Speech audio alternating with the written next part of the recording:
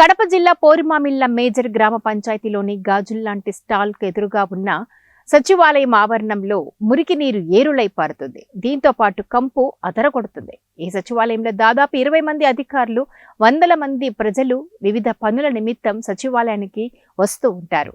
Gate ముందరే మురికి నీటికి కాలువ పూడిపోయి ఇళ్లలో నుండి వచ్చిన మురికి నీరు గేటు ముందు ఏరులై పారుతుంది. అందులో నుండే అధికారులు ముక్కు మూసుకొని వెళ్తున్నారు. కానీ బాగు చేద్దామనే ఆలోచన అధికారులకు గాని పాలకులకు గాని చేయడం లేదని, వాహనాలు అక్కడి నుండి వెళ్లితే మురుగునీరు ఎగిరిపడి బట్టలపై పడి బట్టలన్నీ మురికిమయం చేస్తున్నాయని, వాటిని సత్వరమే పూర్తి చేయాలని పలువురు కోరుతున్నారు.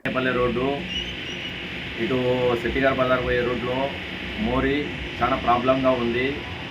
పాదచారులు ఇట్లు వాహనదారులు అక్కడ డ్యామేజ్ వల్ల కింద పడడం కూడా జరుగుతుంది. ఆ మురికి వాటర్లో నడవాలంటే చాలా ప్రాబ్లంగా ఉంది. కాబట్టి వెంటనే అధికారులు స్పందించి ఈ కాలువను మరమ్మతులు చేసి కొత్త కాలువ నిర్మించవలసిందిగా అధికారులు